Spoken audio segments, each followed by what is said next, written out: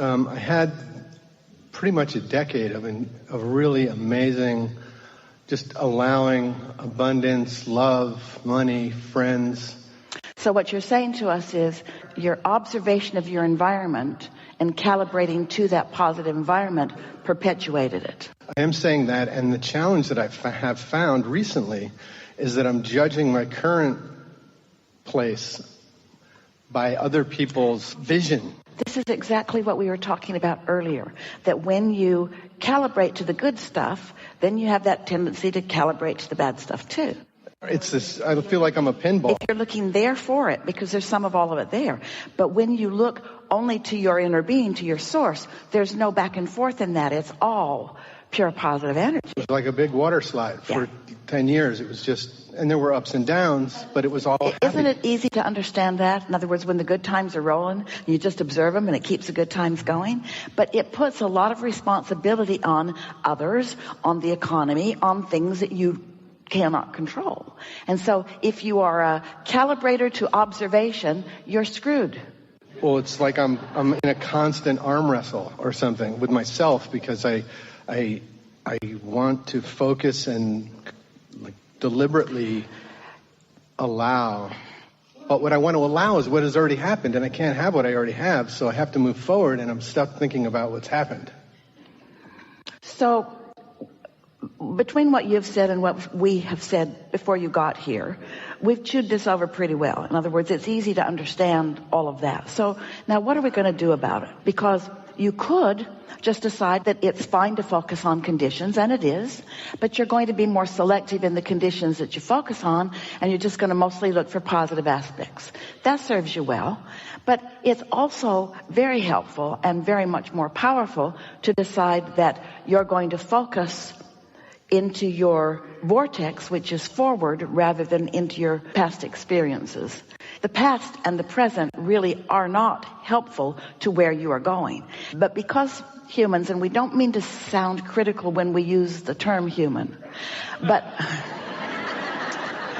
there is this thing that you commonly do where the manifestation is the main event for you. So you are so manifestation oriented. You want to look at manifestations and you want to sort them good, bad, right, wrong, wanted, unwanted, manifestation, manifestation, manifestation. If we could get you hooked on the dynamism, the dynamics of energy in motion, if we could convince you that where it's at is in the emotional vibrational realm, so that you don't care so much about the manifestation, this is going to be a stretch for you, but this is what we mean. If we could get you hooked on planting seeds and less hooked on harvesting the crop.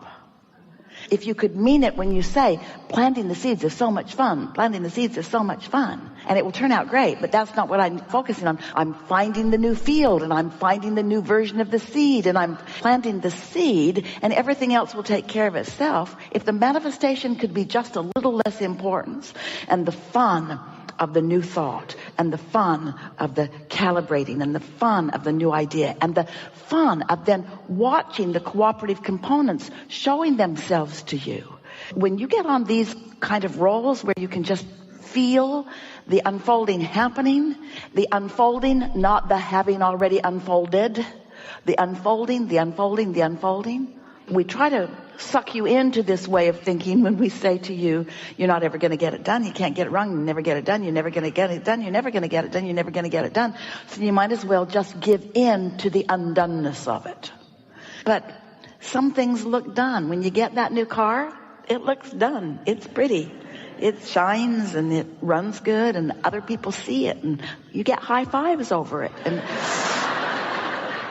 manifestations are fun. We just want them to be not as much fun as what leads up to them. Because there's all these thoughts turning to things. It's like the gestation period. All these thoughts turning to things.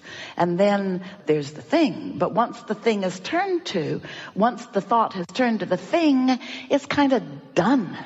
It's kind of like I'm excited to move forward, but I'm afraid to let go. You don't have to let go. I can't let go because I know it. I know that the really good trapeze artists, though, they fly for a little while, and they like flying. They like flying. Those that just hang on and then hang on, nobody goes to see them. Doesn't look that much fun. Doesn't look that much fun, but those that fly. Whoa! So, do you not trust that there's something there that's going to catch you? If you don't believe there's something there to catch you, don't let go. But focus on trusting that there's something there that you're going to. So that sort of gives you a little insight, doesn't it? You want to make where you're going more real. If where you're going doesn't feel as real as where you are, it wouldn't be wise to let go.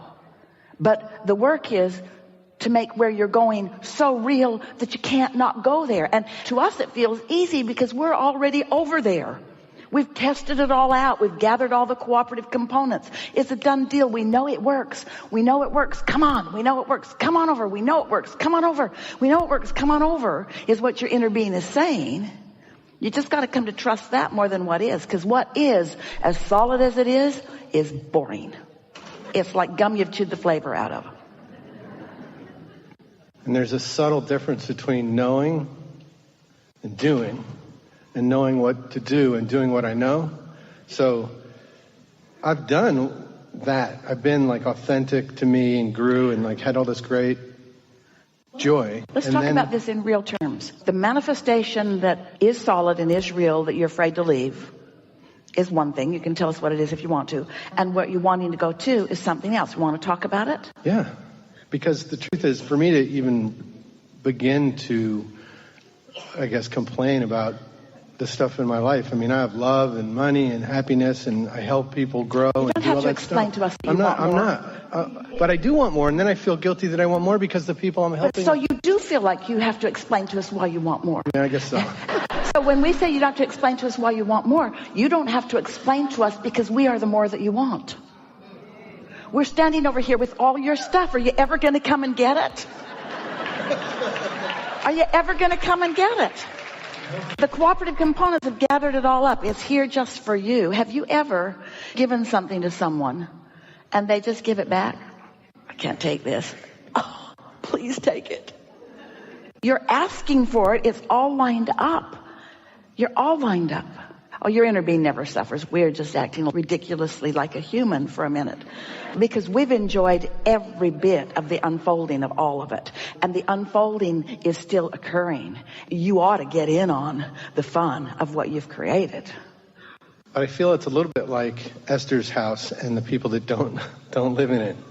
As I get more abundant, the people that I get less understanding and a little bit more pushback from just the people around me, and I don't want to change people, so I'm stuck. You know what helps? What helps is to not push back at them, but to understand them. Just understand where they're coming from. They're not poverty conscious, focused on purpose. They're not doing it deliberately. They don't mean to be jealous. They don't mean to try to rationale against you and for themselves. It comes back to what we were talking about earlier. It is the trying to harmonize and the not yet having tasted the deliciousness of the true harmony and calibration with the whole of who you are. It's one thing to harmonize with conditions and humans that you have some vibrational matches to, but it's a whole other thing to harmonize with the whole of who you are. It's the difference between exaltation and a good time. It's big. It's the difference between a firecracker and an atomic bomb. The relationship is so huge. And what it really comes down to, we've said it in lots of ways. Some of them don't sound that kind, but we always mean them to be kind. You just can't care what somebody else thinks because they don't have the capacity to see what you're seeing. One of the greatest ironies of the current state of the human condition is that almost everyone wants abundance and almost everyone condemns it when they see it. It's like almost all women want to be skinny and they almost all condemn it when they see it. Almost all women want really beautiful handbags, but they condemn them when they see them. You know what she paid for that? That's ridiculous. I could feed my family for a week on that. You cannot push against what you want to attract. And so... How do you stop pushing when I didn't notice I was pushing? That's the best question in the world. I know you just stop. Well, the thing is, you can't stop doing something. because the law of attraction won't let you. You can just start doing something else because you can't do that and that at the same time. So if you're thinking about where you're going and who you are rather than pushing against something else, the answer to that question is you got to do it an easier way. And the easier way is meditate, because then when you meditate, you quiet your mind. And when you get the hang of that, then you start out in a higher vibration that has more power. Let us explain it to you in this way. And this is something that a lot of people, even though they've heard us for a while, still don't really get the benefit of this understanding. So you are you, but you're more than this body. There's a whole lot more of you. There's all of this non-physical energy that has achieved the manifestation of you is still pouring into you. In other words, when you're born, you never stop being born. I haven't said that before. The life force that is you didn't, oh, he's born, let him go. Splat, he's done. No, the life force keeps flowing to you, which means attention to you, consciousness about you, communication with the cells of your body. In the same way that consciousness was aware of you when you were in your mother's womb, consciousness is aware of you all the time too. So it's an ongoing thoughts turning to things, thoughts turning to things, thoughts turning to things, thoughts turning to things. It's just always this continuous cycle of thoughts turning to things. So this non-physical part of you is pure positive energy. Now think about what we've been saying about the law of attraction and how whatever you're putting out is what you're getting back. But now, just for a moment, split yourself in two. We don't want you to split yourself in two, but we want you to focus on the two aspects of you. There's the human you and there's the non-physical you. The non-physical you is pure positive energy. The non-physical you has a point of attraction that has no resistance in it. The physical you has some resistance and some not resistance. And so the non-physical part of you is powerful in its attraction. One who's connected to this source energy, more powerful than millions who aren't. So the non-physical part of you is powerful. The physical part of you is powerful to the degree that you're high-fiving your inner being. It's powerful to the degree that you are in harmony with your inner being. So all day, every day, you've got choices about what influence you're under. Are you under the influence of your inner being? If you are, you're powerful, and people are taking notice because big things are happening around you. Mostly, you're really happy. But if you are like most humans and instead focused on this condition and what this person thinks and what this person thinks and what this person thinks, then you're indeliberately or deliberately, usually indeliberately, introducing into your vibrational equation a bunch of resistance that's slowing you way down. Now, that would be fine if you weren't asking for things and your inner being weren't calling you. If your inner being weren't calling you, your reluctance to go wouldn't bother you. If you didn't ask for something, not going wouldn't feel like negative emotion. If somebody called you on the telephone and said, hello, you don't know me, I'm just calling to tell you that I'm not ever going to call you again, you would say, good to know, goodbye. You wouldn't suffer over it. If somebody that you care about were to give you that information, you would suffer.